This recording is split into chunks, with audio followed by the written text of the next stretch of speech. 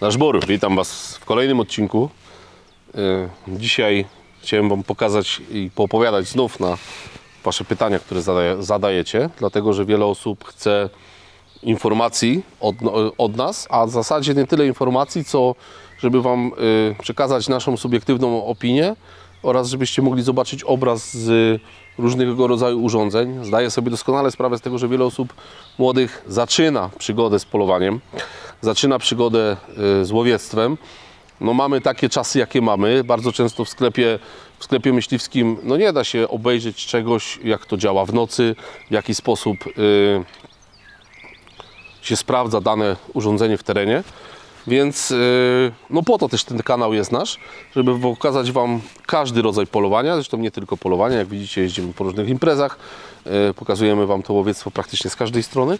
No i tak naprawdę na Waszą prośbę będziemy też testować sprzęt. Jak dobrze wiecie, ja w niektórych odcinkach już Wam powiedziałem wcześniej, że przestawiamy się na te polowania poranne i za co Wam bardzo dziękuję za te komentarze, które były pod ostatnimi odcinkami, bo były bardzo pozytywne, bardzo fajne te komentarze były. Wolicie takie polowania, ja też wolę takie polowania w ciągu dnia. Jak mam się gdzieś tam mocno włóczyć, przynajmniej w tym okresie po nocy, zupełnie inaczej się poluje w nocy, jak są ścierniska, już jest pięknie, jest po żniwach, to jest ten okres późnego lata, wczesnej jesieni, to jest zupełnie inne polowanie w nocy, jak teraz, jak wszystko mamy wysokie. Rzepaki w fazie kwitnienia, pewnie już gdzie w Polsce, jak Wy oglądacie ten odcinek, już jest temat, że rzepaki są w fazie przekwitania, natomiast mamy na pewno dużo wysokich zbóż, są wysokie pszenice, ogólnie wysokie trawy, więc się poluje trudno. Ja nie lubię takich polowań w nocy, poza tym no ile tej nocy też mamy, tak? Słuchajcie, wchodzimy w ten okres, kiedy ta noc jest najkrótsza, więc powiem Wam, że kogut się odzywa. Powiem Wam, że ta noc jest na tyle krótka, że zwierzyna żeruje w ciągu dnia. Ale do rzeczy. Na naszym tu sztucerze testowym, czyli na R8 w kalibrze 308 wylądowała nasadka Hika, nasadka Cheetah, w tłumaczeniu na nasz polski Gepard. Urządzenie wielofunkcyjne, urządzenie, które może Wam służyć jako celownik, zaraz Wam ją odepnę i pokażę. Urządzenie, które może służyć jako nasadka i urządzenie, które może służyć jako spotter do obserwacji noktowizyjny. Co jest w niej fajnego, to, że macie iluminację i macie dalmierz. To jest bardzo fajne urządzenie z tego względu, że ma właśnie dalmierz, o który wszyscy pytacie. Chcecie mieć ten dalmierz? No jest to wygodne, szczególnie przy polowaniu w nocy.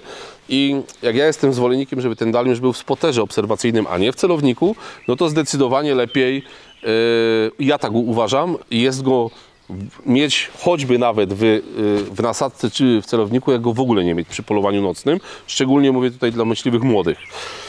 Na mojej szyi widzicie wisi Falcon FQ35, czyli jeden z wyższych modeli Falcona od Hika. Uważam go za, to jest mój prywatny, uważam go za jeden z lepszych spotterów, jakie są obecnie dostępne. W przedziale cenowym około 12-13 tysięcy złotych. On kosztuje w tej chwili niecałe 13 tysięcy, na przetworniku 640, ale jest to urządzenie, że tak powiem, dla mnie idealne ze względu na powiększenie wyjściowe 1,8, szerokie pole widzenia, bardzo dobry jakościowo obraz, jak to mój kolega Krzysiek powiedział, widać w tym jak w telewizorze czarno-białym, więc uważam, że jest świetny. Przy czym jeszcze Wam powiem jako ciekawostkę, był u mnie niedawno kolega, który kupił Falcona i też mówi, ty kupiłem tego Falcona i wcale nim tak dobrze nie widać. No ja, wiecie, zapytałem go krótko, którego Falcona kupiłeś? No FH25, bo oglądałem Twój odcinek, mówiłeś, że tak fajnie widać. Ja mówię, ty, zaraz, spokojnie. Ja mówię, kupiłeś FH25, czyli najniższy model Falcona na przetworniku 388 i chcesz go porównywać do Falcona FQ35 na przetworniku 640? To tak nie działa. W większym obiektywie. Tak, i tu jest większy obiektyw, ten ma 35, tamten miał 25. Ja mówię, to tak jak wiesz, na przykład Mercedes robi klasę A, B, C, E, S i co? I klasa S ktoś by pomyślał, że będzie miał taki luksus jak w S-klasie, a kupił sobie za A-klasę za 1/5 tej ceny. No nie, tak to nie działa. Więc powiem Wam, że akurat model FQ35, miałem FQ50, możecie ją znaleźć w naszych odcinkach. Uważam ją za świetny model.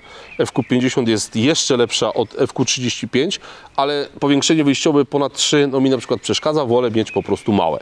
Więc takie zestawienie. może być jak najbardziej. Także tutaj byście mieli już praktycznie sprzęt naprawdę niezły, bardzo dobry. Natomiast nie bez kozery leży tu też model Hika LH19 Pro, ale o nim Wam za chwilę poopowiadam, bo to bardzo popularny model jest. Bardzo wielu moich kolegów używa go. Ale wróćmy na chwilkę do nasadki. Nasadka typowo odprzodowa. W komplecie, żeby ona funkcjonowała jako nasadka, słuchajcie, bo ona ma adapter. Zaraz Wam ją ściągnę, tylko że ja tu mam jedną rzecz niezrobioną celowo, bo nie chcę tego robić. Czekajcie, zaraz ściągnę, bo tutaj sobie to zrobiłem.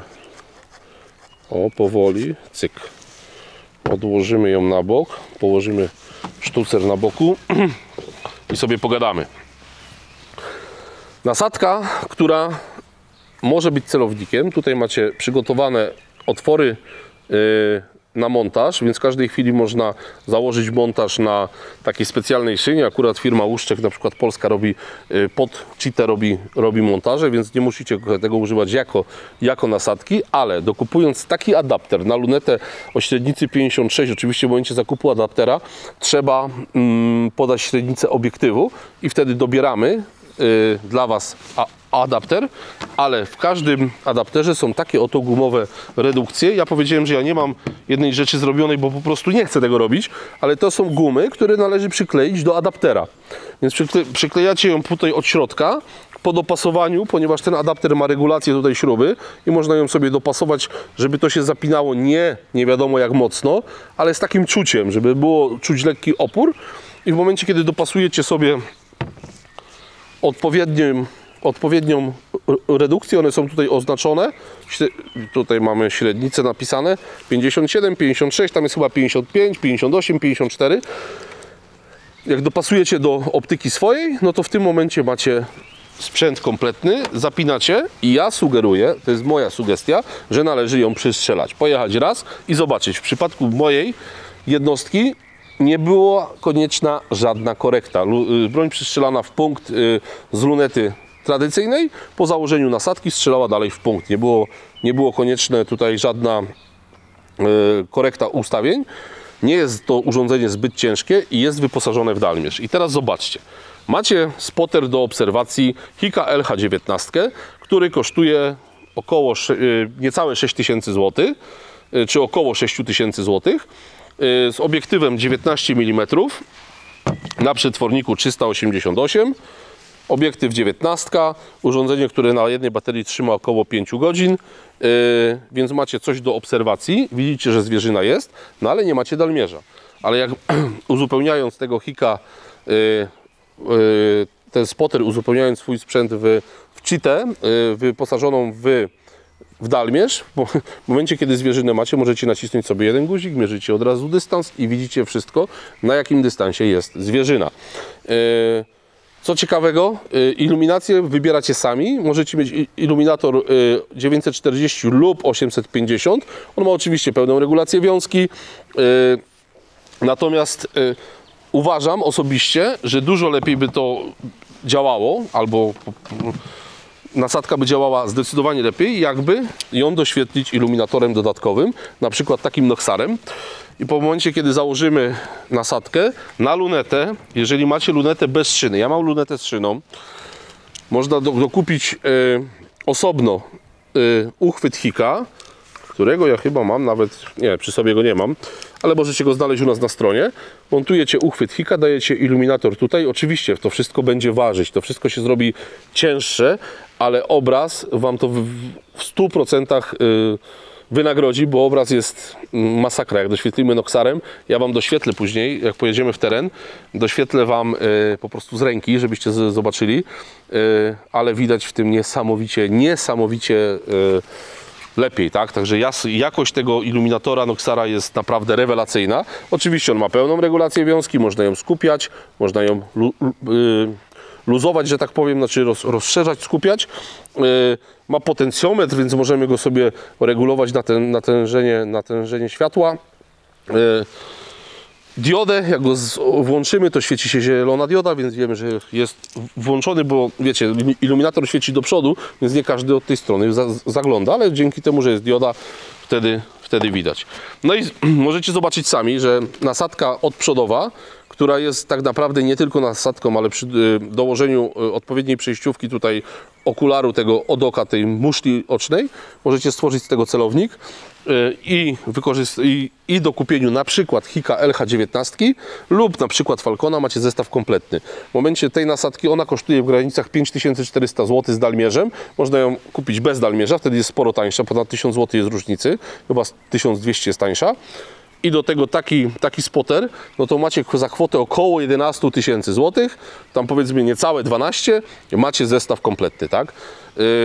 Jedyne, o czym musicie pamiętać, to do każdej cheaty, jeżeli chcecie ją używać jako nasadkę, musicie dokupić adapter i ten adapter jest naprawdę jakościowo świetny. I ten adapter kosztuje 600 zł, więc nie jest on tani, ale jakościowo jest zrobiony naprawdę bardzo, bardzo dobrze. I taki zestaw, jeżeli ktoś nie chce wydawać nie wiadomo ile kasy, możecie go oczywiście sobie wziąć na raty 0%. Tam u nas na stronie macie to wszystko fajnie opisane. No i co? I tak to mniej więcej wygląda. Bierzemy mojego woła roboczego, lecimy w las, ponagrywamy trochę cheatą, ponagrywamy lynxem, więc dzisiaj rządzą koty. W tłumaczeniu lynx to ryś, słuchajcie, cheata to gepard, więc dzisiaj weźmiemy te drapieżne koty, pojedziemy w teren, nagramy, może się uda coś strzelić, no nie mówię, że nie, zobaczymy, także poruszamy, warunki ciężkie, zboża wysokie, więc, ale dzików poszukamy. Oczywiście postaram się Wam nagrywać i rysiem, że tak powiem, i gepardem to samo, co będziemy widzieć, tą samą zwierzynę, ponieważ tu mamy dalmierz i żebyście mogli sobie zobaczyć, ocenić, jak w tym naprawdę tanim termowizorze, ale jakościowo niezłym widać i naprawdę da radę z tym polować. Dobra, nie przedłużając, lecimy w teren, poczekamy tylko jeszcze może chwilkę, żeby się zrobiła pogoda, w sensie tam się coś chmurzy, oby tylko nie padało, żeby nie było mgły, bo iluminacja w każdym niestety noktowizorze się rozbija o mgłę i słabo widać. Więc my lecimy w teren i będziemy dla Was robić prezentację, żebyście ocenili sami. Ja nie będę tutaj Wam opowiadał, czy to jest dobre, czy niedobre, ocencie sami. Na pewno różnicę, którą zobaczycie, to jak doświetlimy tym oto cackiem. To wtedy się robi sztos. Do zobaczenia w łowisku. Pewnie już w dalszą część odcinka przejdziemy tylko na tryb termo i noktowizyjny. Natomiast no, będziecie mieli mój głos, bo jak to będziemy składać, to ja sobie tam ten głos swój podłożę standardowo. Natomiast co? Jeżeli chodzi o obraz, to mówię Wam do zobaczenia i dashboard w kolejnym odcinku. Dashboard, przyjechaliśmy dla Was testować nokto i termowizję. Obładowani jesteśmy sprzętem. No i powiedz, Mariusz, co się stało? Mieliśmy tu być dziki o której godzinie? No, za 2 godziny mieliśmy mieć. No i co, przyjeżdżamy? Już są. No i co teraz? Słuchajcie, dziki jelenie, już Wam pokazuję. Proszę bardzo, żeby nie było. Biały dzień. Proszę bardzo. Byliśmy z nimi umówieni, wiedzieliśmy, że one tu wychodzą. Tu mamy jedną lochę z małymi, ale uwaga, uwaga, to nie wszystko. A gdzie to? O, tu są następne. Biały dzień, po prostu biały dzień. Nie ma jak dojść nawet. No, zwyżkę mamy tu po prawej stronie. Już Wam pokazujemy. Tam za tymi krzakami. O, nawet widać kawałek zwyżki. Tam mieliśmy usiąść. Ja nie wiem, co my teraz robimy. No i co, Mariusz, zrobimy? Trzeba się dzików zapytać. Trzeba po prostu zostawiliśmy auto tutaj niedaleko wioski. Ludzie chodzą, Ludzie, dzieci tak. biegają. Jelenie tu są zaraz, przed nami są jelenie. Zaraz zrobimy taki myk, że no spróbujemy podejść te dziki. Chcieliśmy ponagrywać te dziki, jak wychodzą z lasu, a nie, że... Tak, ale chcieliśmy ponagrywać, słuchajcie, w cheacie chcieliśmy pogrywać w Nowym Pardzie. No to co? Ja to się zdenerwowałem, jak przyjechałem. Autentyko. Dobra, nie będziemy demagogii prowadzić, bo tutaj było więcej, nie? Ostatnio jak byliśmy, to ich było trochę. Nie będę mówił ile. No, ale było dużo. Dobra, spróbujemy do tej... No, spróbujemy podejść, jak się uda na zwyżkę wejść, to się uda. Ruszamy. Zostało nam ze 100 metrów do zwyżki. Patrzcie. O. One się tam urzędują. Proszę bardzo. O. tylko chwościkami machają. Dobra, idziemy, bo szkoda czasu. Siedzimy. No i poszło sobie. Bardzo dobrze. Inne przyjdą. Tak, my już czekamy na inne watachy. Tak. Nie na te 20, tylko na tą większą. No. Nie no, wychodzą tu dziki, mieliśmy je namierzone. Wychodzą, ale nie wiedziałem, że tak wcześnie. Po prostu nie przypuszczałem, że tak wcześnie one tu wychodzą. Więc... muszę to przełożyć. No więc czekamy, bo chcemy je ponagrywać z Hika i z Parda i zrobić dla Was odcinek, żebyście zobaczyli, jak dziki wyglądają w tych nowych urządzeniach dostępnych na rynku i u nas na stronie też. Dobra, to co? Montujemy się. Mieliśmy Mariuszek Matikę, dawaj tą do góry, z Leopoldem, z Final Neta, naprawdę mi się podoba, dlatego, że ona ma boczną regulację paralaksy, przewróć w drugą stronę, o, i tu ustawimy Parda ustawimy idealnie, bo sobie wyregulujemy ostrość tak jak ma być. A Paralaksa dobra rzecz. tak, a cheetę założymy na moim blazerze i też zobaczymy jak wygląda, bo u Mańka nie wejdzie, bo tu jest tak ciasno, że to się w głowie nie mieści. O kurwa.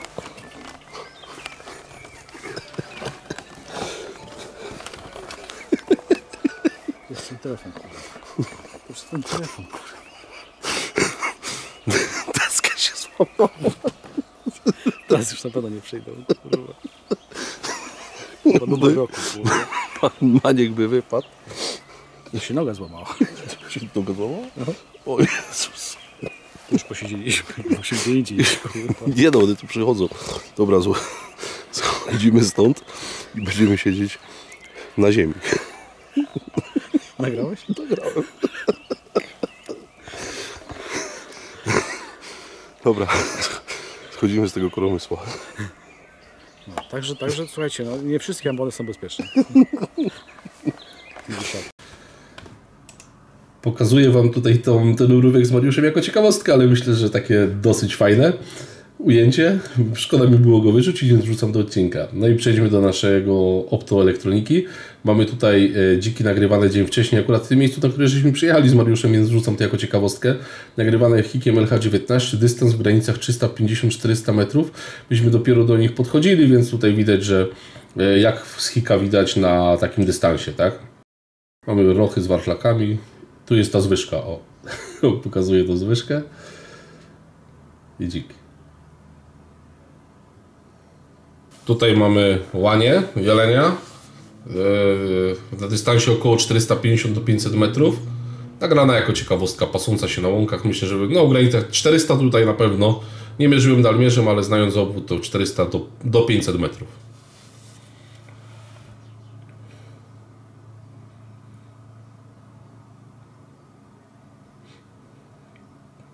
I tu mamy dziki, znów to jest to samo miejsce, gdzie nam się ta półka złamała, ta deska pod tyłkiem.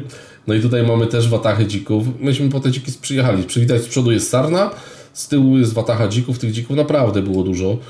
Myśmy je mieli trochę otropione, trochę zlokalizowane, więc głównie po to, żeby ponagrywać. Summa summarum nam nie wyszło. Trochę zmiany kolorów, żebyście zobaczyli jak to w tym Hiku LH19 wygląda.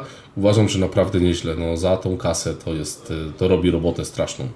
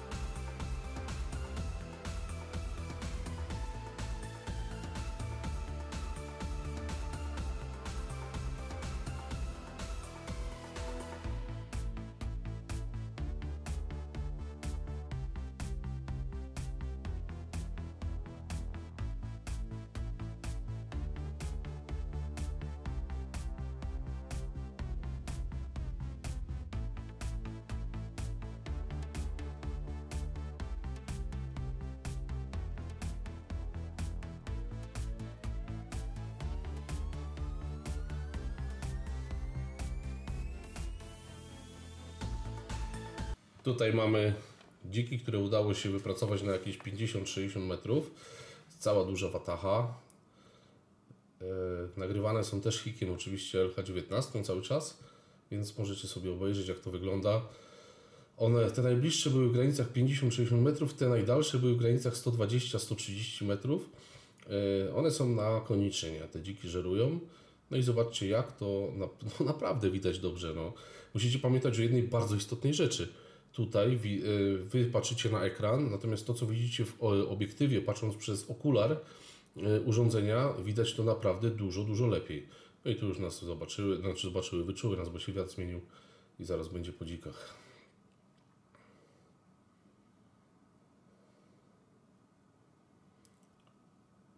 No, uważam, że powinniście ocenić sami. Ja tutaj nie chcę oceniać ani negatywnie, ani pozytywnie. Uważam, że za kwotę około 6 000 to urządzenie jest naprawdę warte tych pieniędzy i jest w tym urządzeniu widać naprawdę bardzo, bardzo dobrze. Ja myślę, że spokojnie można mieć zestaw, który pozwoli Wam skutecznie polować praktycznie w każdych warunkach. Wiadomo, że na przykład do Falcona FQ50 czy FQ35 daleko temu rysiowi, ale widać dobrze. Tu jelenie Wam wrzucam jako ciekawostkę.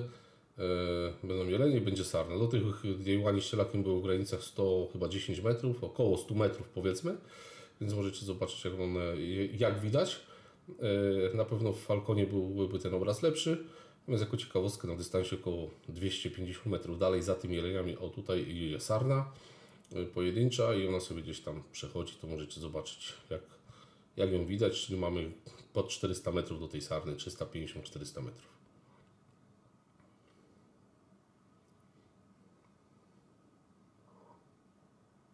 I na koniec liska Wam rzucam.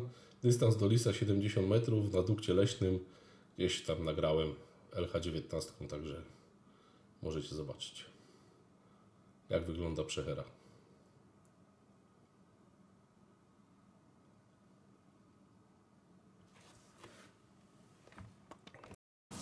Przejdźmy teraz do nasadki cheety, geparda po polsku. Tutaj, słuchajcie, jest to nagrywane teoretycznie w dzień. Każdy może pomyśleć, że jest to dzień, a tu naprawdę była nocna szarówka. To już było po tym wszystkim, jak ta zwyżka się złamała, bo to było w ten dzień.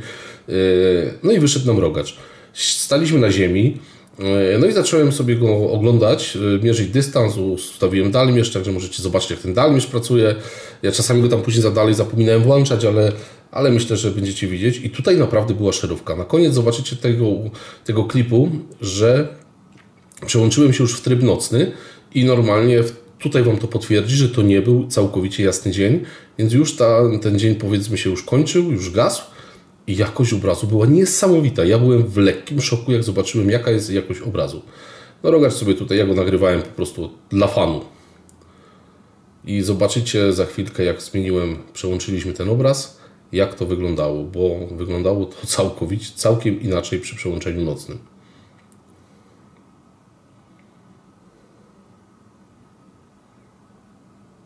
Proszę bardzo. Tu jest na trybie nocnym. Zobaczcie, jaka jakość obrazu jest naprawdę niezła. Tu zacząłem się bawić iluminatorem, bo okazało się, że był za nisko ustawiony, on ma regulację, więc na razie zacząłem mierzyć do ściany lasu 100 metrów i zacząłem się bawić iluminatorem, żeby go poustawiać w końcu tak, jak ma być. Jako ciekawostkę oczywiście zobaczycie, jak to wygląda, jak doświetlimy sobie Noxarem. Tu chyba Noxar jedzie, już nie pamiętam, ale chyba tak. Doświetlałem z ręki. To już był poprawiony fabryczny iluminator. On teraz jest włączony. Tutaj macie do ściany lasu tam około 130 metrów, 127 różnie. Natomiast zaraz zobaczycie, jak tutaj doświetliłem sobie Noxarkiem, bo teraz lecimy na fabrycznym. Popatrzcie, jak Noxar wejdzie. Co się dzieje? No jest przepaść, jest różnica niesamowita. To dopiero widać tak naprawdę, kiedy popatrzycie w urządzenie, które macie zamontowane na broni. No tu jest, ja jestem pod wrażeniem tego doświetlacza.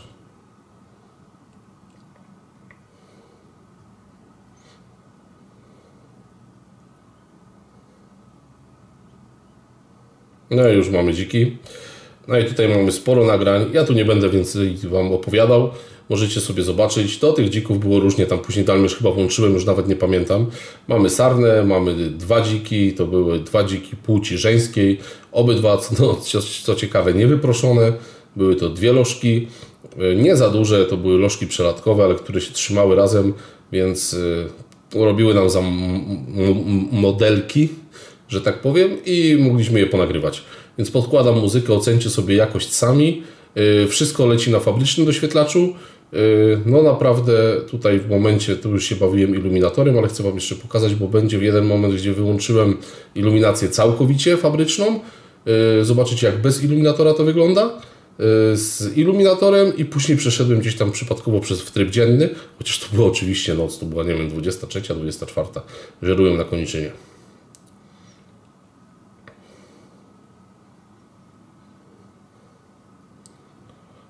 I staliśmy sobie i tak nagrywaliśmy te dziki i mówię, jak już mamy taką okazję razem z sarną, to mogliście sobie popatrzeć, zobaczyć.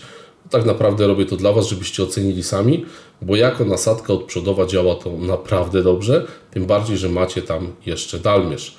Więc powiem Wam, że jak najbardziej sprzęt taki kompletny. W połączeniu z hikiem macie sprzęt termo do ręki, które widzieliście, jak działa wcześniej.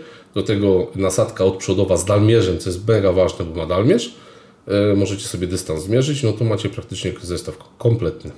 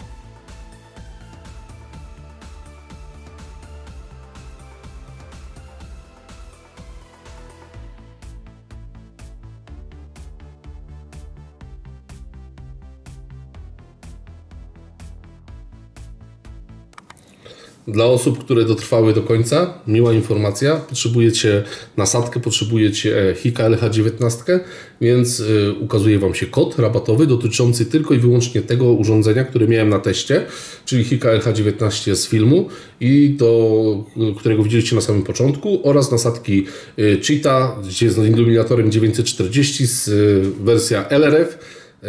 Promocja jest na Hika, macie specjalną cenę, więc wpisujecie kod rabatowy, który ukazał Wam się teraz w materiale. Poza tym na Cheetah adapter jest gratis, mam 2, do lunety ze światłem 56 i do lunety ze światłem 50, więc dokładam Wam go w gratisie. Przesyłka jest po mojej stronie. Oczywiście zakup na paragon lub na fakturę, więc tutaj macie naprawdę fajną cenę. Jak coś potrzebujecie, piszcie sudeckaostoja@gmail.com. Do zobaczenia w następnym odcinku i dashboard.